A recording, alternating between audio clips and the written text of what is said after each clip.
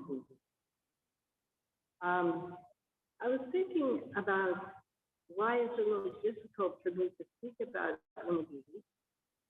And it's because I finally realized it's because she's family. She's family. She has so many golden qualities, but she's family. And it's not a mundane family. Like, let's say in my mundane family of this life, I had my mother, my father, and they were very...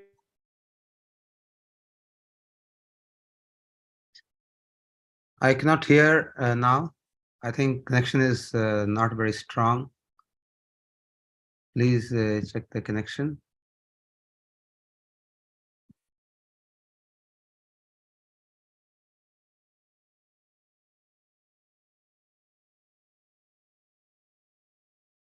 Hare Krishna.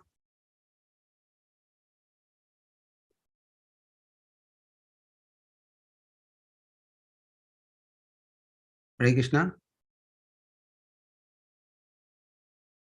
Hare Krishna. I'm not able to hear anything. Please check the connection. Please check the internet.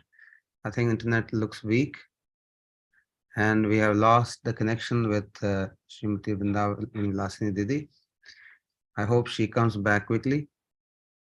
तो आज हमने जब तक वो आती हैं तो हम लोग कुछ बातें कर लेते हैं, या किसी और को कुछ कहने की इच्छा है तो कह सकते हैं, हाथ खड़ा कर सकते हैं। तो मुझे लगता है जल्दी ही वो वापस आएंगी हमारे साथ। तो आज बहुत सारे वक्ता लोगों को बड़े उत्साह से पूज्य उमा दीदी के बारे में कहना चाह रहे हैं। इसी से उनके प्रेम और ममता का पता चलता है, किस प्रकार वो, मुझे लगता है कि ये लोग आ गए शायद। Please unmute yourself. So is it okay now? No, I can't see you. Yes, now it is fine. Yes. Okay, now. So this, our family, our eternal family, Srimati Didi, was my big sister, who I never had in the material world, but to speak of the spiritual world. And she was so close. I met her in 1989, and she's been with me until a few days ago.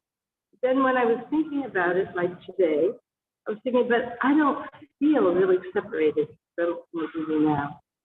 I just don't. It's like, and I don't feel separated from Srila Prabhupada or Srila Gurudev, especially because this is Vrindavan. I'm very fortunate. We're very fortunate here in Vrindavan that this is our home. This is where everyone is. Prabhupada's here, Gurudev's here, everyone's here. And our Istadev is here.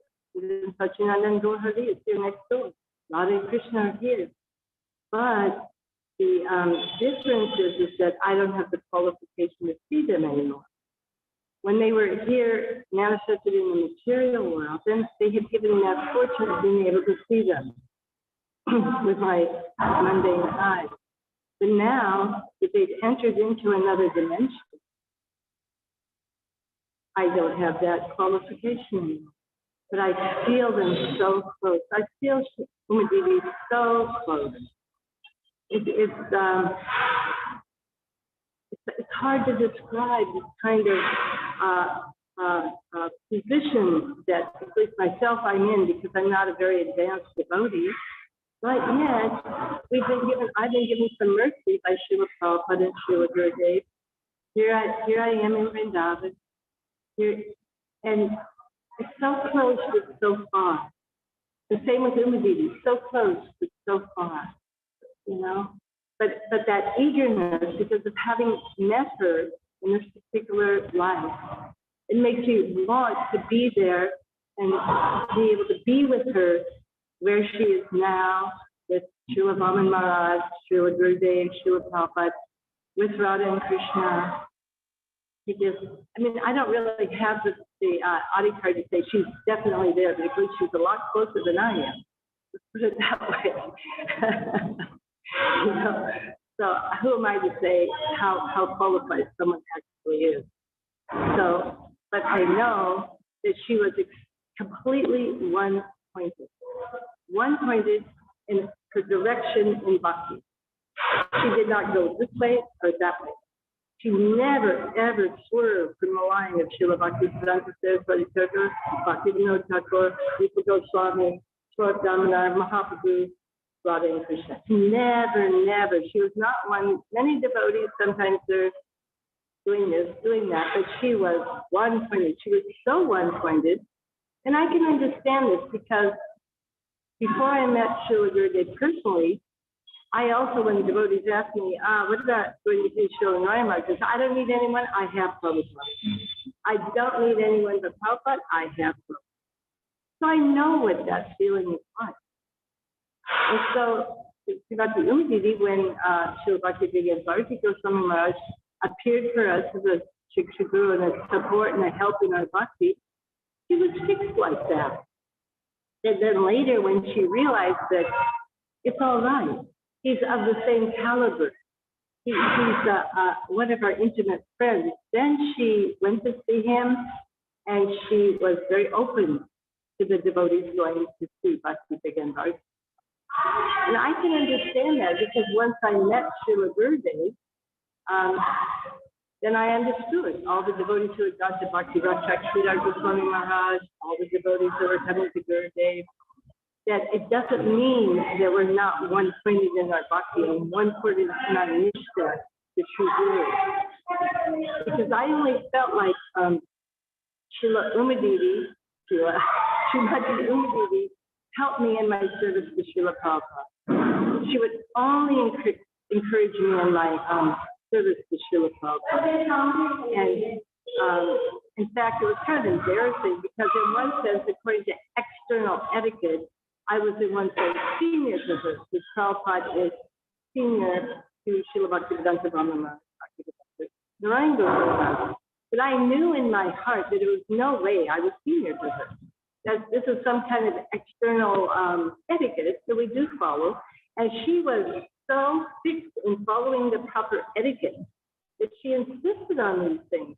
So we would have our little fight, about who's going to go first or who's going to do this, But I know because she's a Vaishnava from birth, and it didn't matter who she was initiated by. She was just so much more evolved, so much more advanced, so much senior to me.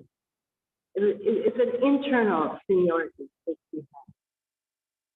So I always felt like that. But also the thing about Umadidi that was true for everyone, I may have known her longer, but Savita knew her a lot longer than me, but, and you and other devotees may have known her for one day, half a day, but she made you feel so near and dear. She entered your heart. She did. And it wasn't just a formal thing, but I'm thinking about what was the speciality. She was so, I can't think of the right words, so I'll use about 4 different words that you can pick one. She was very humorous, very jolly, I can't quite think of the right words that will pin it, but she was so happy and joyful and funny and lighthearted. Lighthearted, that's the word. Lighthearted, that is the word, lighthearted. And she just made you feel happy. She made you feel happy. Look, she has that little playful. She was playful, a little impish. You know what I mean? You never knew what she was going to play. She might just, do something. And it just made you feel so near and dear. And I know that's true for everyone all over the world. Because I've seen pictures of her with, somebody's grandmother, somebody's grandfather, and they're all feeling so near and dear to each other because Didi's there. And another thing is that, like with Srila Prabhupada, I never got to have a externally close relationship with him. I heard so much Hari Katha, he's in my heart. And then with Srila Gurudev, I had a lot of association, but with Umadidi, because she was in a lady's body, she came down to our level, isn't it? She was able to come down and be not formal. She was not formal at all. She was very familiar. She never lost her focus. Her focus never ever. But she was just so near. Like even with Gurdev, even though he was playful also, and still he was Gurdev, like this. So, but another thing that was very special, and Shashikala kind of brought it up, was that when she was sitting outside of Shashikala's room, and she never called for Shashikala felt a little hurt. But one thing about Uma Didi is she was completely materially detached, 100%. She could be 1 minute talking to you, very close, and the next minute off to whatever Krishna wanted her to do, without any hesitation. It was, you almost felt like you were dropped like a lead balloon, but really it wasn't like that. She was connected to her guru, and to Krishna, and she was just following them. They were in her heart, and they were guiding her. And that was enough time you were supposed to get with her. That was it. She was completely different, material. But she was always caring about it, always caring. One time, in 2005, I was here in Vrindavan in my room, and I almost was dying of a urinary. I didn't realize that. And it was 50 degrees. And so my doctor took me to Delhi, and I went to the hospital, and after 5 days, I was finally out of danger. And I came back to my room, and there was nobody in Vrindavan. It was so quiet. Everyone's out traveling here. Nobody's here. Uma Didi's in Mathura. Subhananda, Chesamaj, everybody's in Mathura. A couple of devotees were here. And then when I was in my room, about a day later, after I got back, the door burst open. And there was Uma Didi. She had come all the way from Mathura, walked up all the stairs, and there she was, just really worried about me. It was so amazing. She cared. She really cared. And not just on a superficial level. So, and Subhananda Chesamaj also came. Nobody else came. Nobody, but they came. That's family. That's real family. It's not just, we care about your son and body, but we care about your health too. We care about when you're dying and not dying, but passing on. So that was a heartfelt. I just cannot thank her enough for that. It was so special, so special. And then I'll skip around a little bit. When she was having her passing away just recently. Now, for myself, here I am in Vrindavan, and I know I'm going to pass away soon. I'm 76 years old. Okay, that's fine. But in one sense, I was scared to death of not being able to breathe. For some reason, oh my God, okay, it's all right, but look at me, I can't breathe. So Uma Didi gave me a gift. She showed how when you can't breathe, no problem. You just keep chanting. They'll probably put something on you to help you breathe, and you just pass away. It won't be difficult. It will not be difficult. I thought, wow, thank you so much. Because that had been a big block in my home. Like, what am I going to do when I can't breathe? So she, on every level, she was always helping. On the highest level, she was always, as you probably heard, whenever she and I would get together, especially recently in the last few years, she was just like, what's Krishna doing at this time of the day? She loved that. She just loved it. And so we started talking about different pastimes. Okay, they're having their water sports in the Jamuna, like this, and she really liked that. And, but also she could talk about, don't worry, at the time of death, they'll give you something to breathe. Another thing I wanted to say was, way in the early days, as you know, she was very attached to Hare Krishna. Well, before the problems with ISKCON, you remember that Gurudev was giving Hare Krishna to the ISKCON leader. It was a very, very limited group. Not many devotees were allowed to go to it. A few of the ISKCON leaders, a few Western ladies. But of course, Madhuri Maharaj, and Krishna Brahmacharya, he was allowed to go. And there were two Indian ladies. One was Savita and the other was Srimati. She was allowed to be in a very, very special Hari Katha. So not only did she hear that special Hari Katha, Srimati told us, with Srila Gurudev in Hindi, but she was able to be there for that English Hari Katha about the Madhuri and Srimad Bhagavatam Canto. Gurudev allowed her that. And in the very last class that they ever had, it was in Mathura. And they didn't know it was going to be their last class, but it was the very last class. And just leaders were having it, and they didn't want anyone but their little group in there. Not even somebody that wanted to be anybody, not me, that nobody, just their little group. And it's very interesting because Gurudev, he called for, he didn't, Savita came and she just hammered on the door so they never in. Now, he called for Umididi. When Savita went in, he called for Umididi. Bring Umididi. Like this. How special. How special.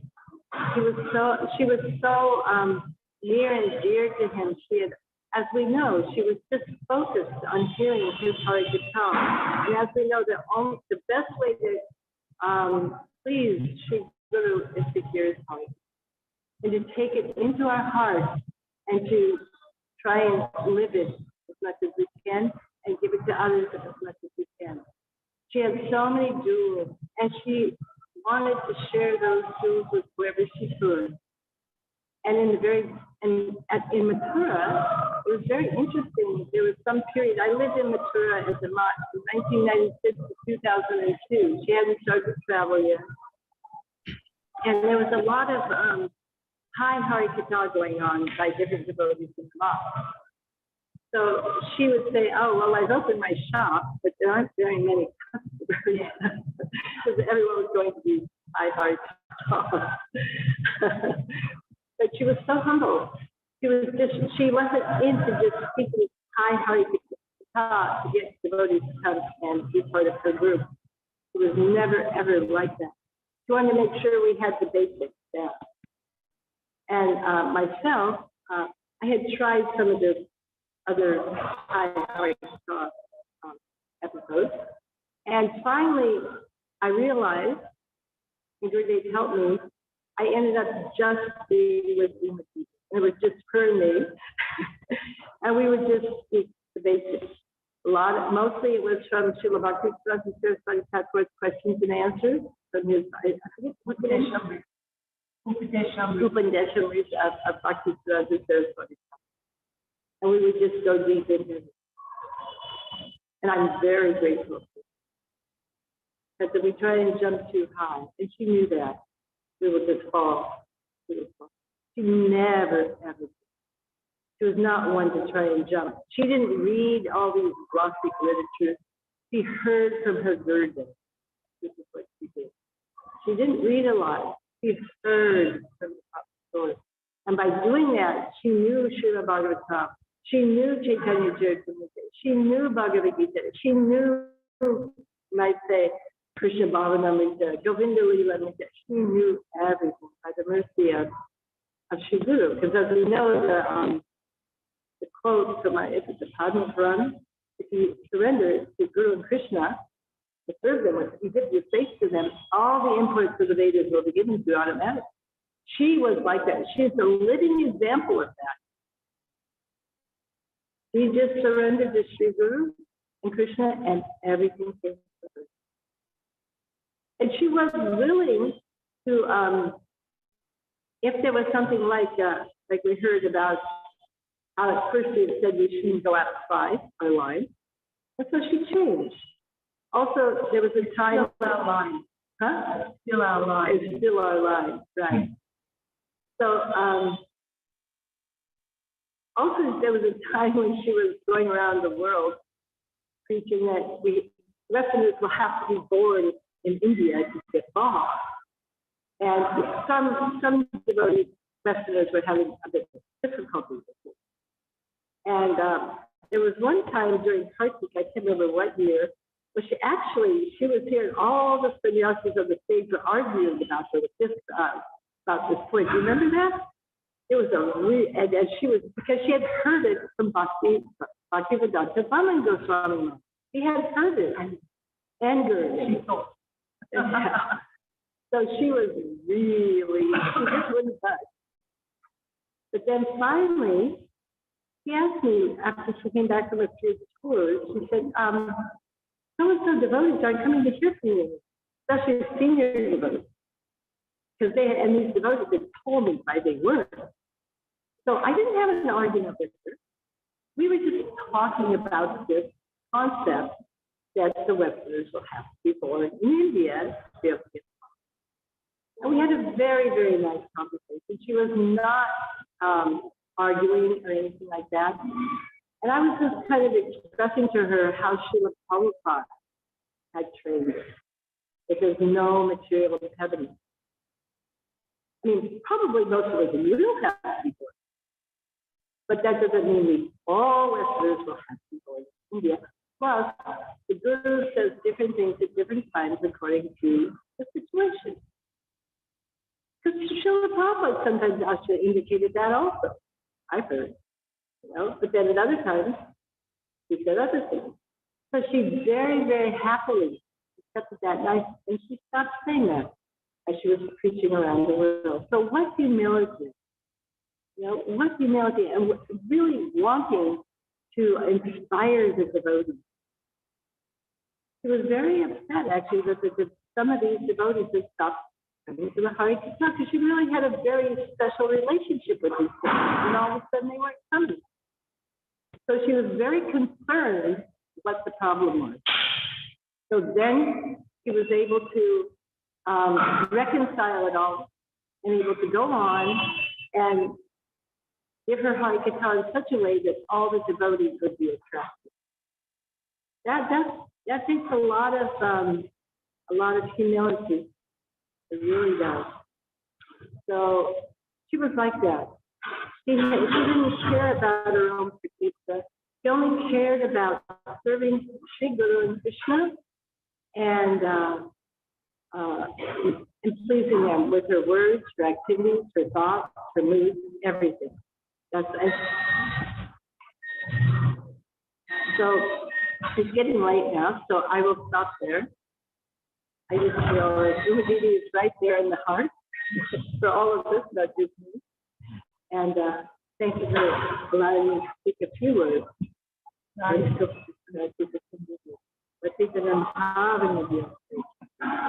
Thank you, Sri Vrindavan Vilasini Didi. So nice. Even though the voice was not very, very clear, but we could understand what she spoke.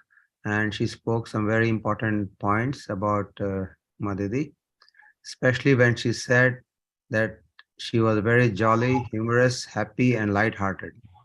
She made everybody feel happy who came in contact with her. This is the very big quality of all the Vaishnavas. If you go near them, you will feel comfortable and happy. If you're not, that means something is missing. So a Vaishnava will always make you feel comfortable and very happy. So she talked and she felt so close, like her family. Everybody, that's another very good quality of Vaishnava. When you talk to them, you feel like they are your own family. This feeling also you get. If somebody is a pure devotee, you will get that feeling. And she's also said she was connected with her guru and always followed her instructions internally and externally. On every level, she was always helping. She was a living example of all the teachings which our Gurudev has told, and she was humility personified. Nice. Hare